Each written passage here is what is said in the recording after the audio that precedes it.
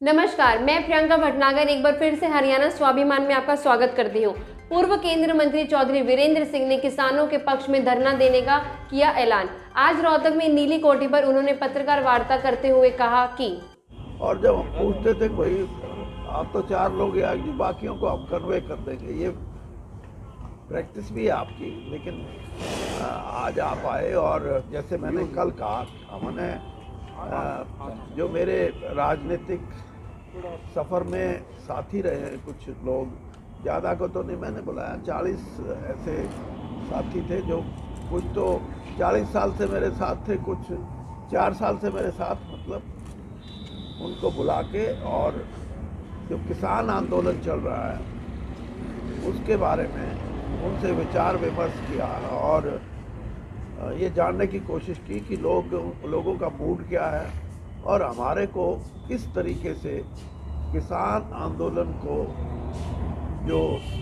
आज ख़ास तौर पे दिल्ली के बॉर्डर पे जो बड़ी संख्या में किसान बैठा है, उनके बारे में आप क्या सोचते हैं। तो सबका ये ख्याल था कि ये आंदोलन किसानों की एक ऐसी लड़ाई है जिसमें उनकी आर्थिक स्थिति का जो उनको एक हादसा है, एक उनको खतरा है कि कहीं आर्थिक स्थिति उनकी बिगड़ ना जाए, इसलिए वो चिंतित हैं इस बात से, और ख़ास तौर पे जो ये भी देखा है उनकी वजह से। तो सभी साथियों ने ये कहा कि हम आपको क्या करते हैं, हम आपको अधिकृत करते हैं कि आप जो भी इसके बारे में शुरुआत करें, हम सब आपके साथ हैं और इसमें साथ देंगे। तो हमने कल एक निर्णय लिया जो हमने आपको भी बताया कि छोटू राम जी की जो जन्मस्थली है वहाँ सांकेतिक रूप से हमारे जो छोटू राम विचार मंच है उसके साथी वहाँ धरना देंगे और मैं वहाँ जाके भी आया। आज धरने पे जो साथी बैठे थे और कुछ प्रेस के साथी भी वहाँ आए। मैं छोटू राम जी का नाती ना होता तो शायद उतनी उपलब्धि नहीं मिल सकती थी। तो इसलिए मेरा ये फ़र्ज़ है, नैतिक कर्तव्य है कि मैं आज उस लड़ाई में किसान के साथ जाके खड़ा हूँ और इसीलिए मैंने ये अपने साथियों से सलाह करके निर्णय लिया है कि इस लड़ाई के हम साक्षी बनेंगे, इस लड़ाई के हम समर्थक बनेंगे और इस लड़ाई में मेरे जो साथी हैं जिनकी हज़ारों की संख्या है वो सब मिल के इस लड़ाई को हम लड़ेंगे, ये हमने फैसला किया है। और जैसे मैंने कहा कि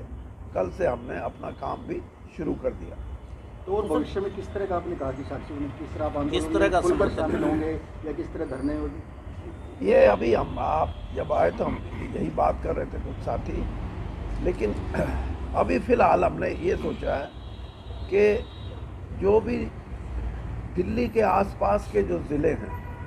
हरियाणा के, वहाँ हम सांकेतिक भूख हड़ताल करेंगे, जैसे आज उनके गांव में हमने किया। और साथ साथ हम 2 दिशाओं से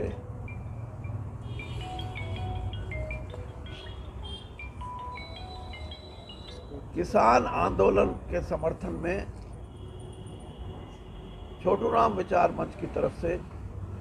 यात्राएं शुरू करेंगे ताकि गांव में इस चीज़ की जागृति हो कि ये लड़ाई ऐसी नहीं है जिसको पोर्ट्रे किया जा रहा है। ये लड़ाई वो लड़ाई है जिसमें आपकी आर्थिक अवस्था को बदलने या वो नीचे जा रही है उसको उठाने का एक प्रयास है, क्योंकि जब तक ये समाज ऐसा है, इसमें चाहे कोई इसको माने ना माने, इस सामाजिक व्यवस्था में आर्थिक व्यवस्था सबसे महत्वपूर्ण बन गई है और उनको जागृत करके इस लड़ाई को लड़ना है। और लड़ाई लड़ने का सिर्फ खेती ही नहीं, खेती में किसान की जो हिस्सेदारी है वो तभी बढ़ सकती है, प्रधानमंत्री जी जो बोलते हैं कि डबल होएगी 2022 तक। चौधरी साहब SYL का भी बीजेपी की तरफ से उठाया गया कि SYL का पानी भी मिलना चाहिए, ये डिवीजन करने का एक वो है या फिर? देखिए, मैंने तो शुरू में मेरे से हमारे राज्य के एक नेता ने ये बात कही, ये बात हो गई, विपिल गोयल जी हमारे पुराने साथी हैं, उनके भाई की डेथ हो गई थी, वहाँ बैठे थे फरीदाबाद, तो मैंने उसको झिड़क दिया इस बात से। मैंने कहा आज मुद्दा ये है कि किसान अपनी आर्थिक अवस्था को सुधारने के लिए लड़ा हुआ, उसको ये भी कहीं ना कहीं उसके दिमाग में घुसा हुआ कि शायद तुम्हारी ज़मीन ही न जाती रहे। मैंने कहा ज़मीन की लड़ाई लड़ रहे हो, SYL तो बाद में भी आ जाएगी, SYL 50 साल में नहीं आई। तो ये राजनीति को आप भी समझते हो, हम भी समझते हैं, मैं इन चीज़ों को ज़्यादा दूर नहीं देना चाहता,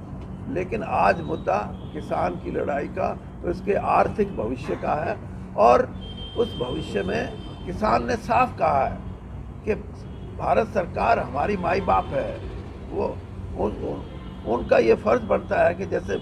पिता माता अपने बच्चों का ख्याल रखती है, इसलिए इसी तरह भारत सरकार को किसानों का ख्याल रखना चाहिए, क्योंकि आज भी 62% आबादी इस देश की किसान हैं,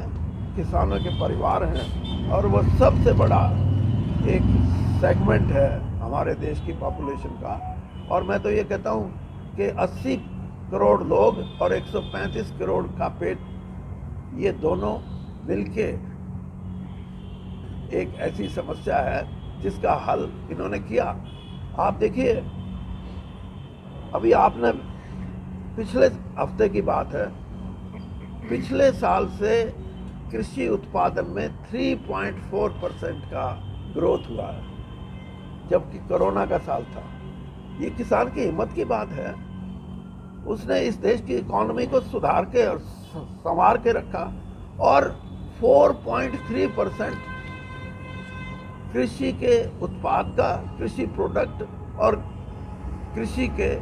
उत्पादन का एक्सपोर्ट बढ़ा है। तो ये इसलिए भी ज़रूरी है। ठीक है, इंडस्ट्री एक अपनी जगह पे है, ट्रेड अपनी जगह पे है, सर्विसेज अपनी जगह पे हैं, लेकिन इन सारी परिस्थितियों में इन चारों अगर इदारों को देखें तो सबसे बड़ा योगदान कोरोना के समय में खेती का रहा है, और इसीलिए खेती एक इस देश के परिप्रेक्ष्य में बहुत महत्वपूर्ण है। चौधरी साहब, समाधान क्या है? कानून वापस होना चाहिए जो सरकार कह रही है? समाधान तो हर चीज़ का निकल जाता है, समाधान कोई मुश्किल नहीं है, और समाधान तब होता है जब, वही बात मैं कह रहा हूँ कि जब विश्वास बढ़ जाए। जाट एजिटेशन हुआ था, आप सबको पता है, एक ऐसा अविश्वास बन गया था। तब जब ये कॉल दी जाट आरक्षण समिति ने कि हम 12 लाख 15 लाख 20 लाख लोग दिल्ली में लेके घुसेंगे, तो मेरे को हमारे उस समय के अध्यक्ष ने कहा कि वीरेंद्र सिंह तुम बीच में बैठो। मैं केंद्रीय मंत्री था, हालांकि मेरा रोल ये नहीं हो सकता कि मैं मध्यस्थता करूं, लेकिन मैंने ये, जब ये उन्होंने कहा तो मैंने स्वीकारा इस बात को, और 6 घंटे तक चीफ मिनिस्टर और वो जो आंदोलनकारी थे वो बैठ के सबसे पहले इसी बात पे रहे कि विश्वास की कमी थी। उनको ये था कि ये सही नहीं बोलेंगे, बोल कुछ जाएंगे, करेंगे कुछ नहीं, उनको ये था कि ये मानेंगे नहीं। तो वो जब विश्वास बहाल हुआ तो एक सौहार्दपूर्ण वातावरण में फैसला हुआ, और पता नहीं क्या होता, किस किस्म का वो वायलेंस होता और उसके क्या सामाजिक परिणाम होते, उससे हम बचे। और मैं अपने जीवन में 48-49 साल के मेरे राजनीतिक जीवन में मुझे सबसे बड़ा संतोष ये हुआ कि मैंने एक ऐसा काम किया जो मैं कहता हूँ मेरी सबसे बड़ी संतोषजनक, मैंने अपने आप को माना, और मैंने अपने आप को बहुत इस काम के लिए मैंने अपने आप को ये कहा कि मैंने ज़िंदगी में शायद कुछ इससे बढ़िया काम कभी नहीं किया। आज भी यही परिस्थिति है कि भगवान ना करे कोई ऐसी परिस्थिति बिगड़े। आज अगर सरकार और किसान की बात सौहार्दपूर्ण वातावरण में बन जाती है, जो ट्रस्ट है वो बहाल होता है, ट्रस्ट एक दूसरे में आस्था, एक दूसरे की बातों में आस्था कायम होती है, तो वो हमारे देश के लिए आने वाले समय में बहुत अच्छा होगा। लेकिन बीजेपी उलट एक जन जागरण अभियान शुरू करिए किसान आंदोलन के, तो बीजेपी के नेता मंत्री ये कह रहे हैं कि ये जो किसान है ये हाईजैक हो चुका है आंदोलन। वो तो बहुत दिन से प्रयास है ये। देखिए, कोई भी लेजिस्लेशन हो, सरकार का तो ये फर्ज होता है कि उसके जो फाइनल पॉइंट्स हैं उसके बारे में बात करें, लेकिन ये नहीं समझा जाना चाहिए किसान को पता नहीं, किसान को और भी उनसे भी ज़्यादा कुछ पता है। चौधरी साहब, हरियाणा में कांग्रेस पार्टी और इनेलो पार्टी, भूपेंद्र हुड्डा और अभय सिंह चौटाला ये कह रहे हैं कि दुष्यंत चौटाला को किसानों के मुद्दे पर सरकार से समर्थन वापस ले लेना चाहिए, इस्तीफा दे। भाई, ये तो भूपेंद्र सिंह हुड्डा ने और अभय ने बोल दिया और दुष्यंत ने फैसला करना है, तो वीरेंद्र सिंह क्या करेगा इसमें? सर, आप चौधरी वीरेंद्र सिंह भी पुराने नेता हैं जी, बहुत सीनियर हैं, तो इस तरह के मामले कैसे, क्या ऐसा लगता है कि हरियाणा की सरकार को गिराने का कुछ? नहीं, ऐसा देखो, बात यह है कि भूपेंद्र सिंह हुड्डा ने भी ऐसा ही किया था कि 6 MLA में से 5 लेके अपनी मेजॉरिटी बना ली और वो 5 साल तक चलाई, चाहे स्पीकर के यहाँ भी पिटीशन हुआ, कोई रिजल्ट नहीं निकला। 3 महीने जब इलेक्शन के बचे तब रिजल्ट निकलने शुरू हो गए। तो हरियाणा की राजनीति में छोटी स्टेट है, छोटी स्टेट में ये हमेशा होता है कि कहीं ना कहीं थोड़ा 5-4 का फर्क रहता है, तो फिर ऐसी बातें होती हैं। बाकी मैं तो ये कहता हूँ कि अगर ये अलायंस है और दूसरा कोई इलेक्शन हमारे सिर पे ना पड़े तो अलायंस चले तो ठीक है, और लोग इसका फैसला वो तो रिकॉल का तो यहाँ अगर क्या है बीच में, अगर ये समझौता है तो, हाँ, अगर मतलब समझौता नहीं है क्या? समझौता क्या नहीं है? नहीं, आपने कहा अगर ये समझौता है तो 5 साल चले। अगर नहीं, मैंने कहा अगर ठीक ठाक है तो चले, और नहीं ठीक है तो अपने से थोड़ा रुकेगा, अपने आप ही हो जाएगा। तो लेकिन आम जो धारणा ये है कि ये अलायंस, वैसे तो 7 MLA इंडिपेंडेंट भी थे,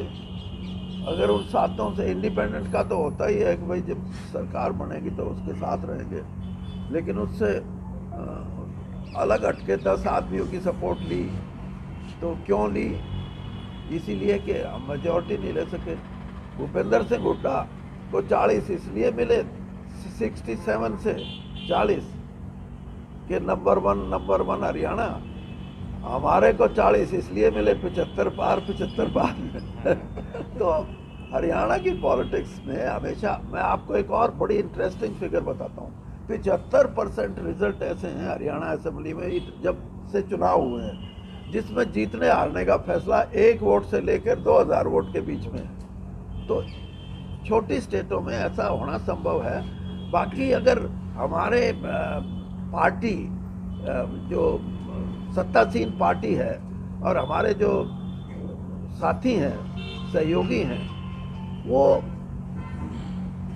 इस अलायंस को चला सकते हैं तो वेल एंड गुड, लेकिन मेरे को लगता है कि लोगों का प्रेशर, कोई भी राजनीतिक दल हो, आज उन पे प्रेशर तो है। अब प्रेशर ज़्यादा ज़रूरी है या सरकार ज़्यादा ज़रूरी है, ये तो उन लोगों ने फैसला करना, आप तो नहीं कर सकते।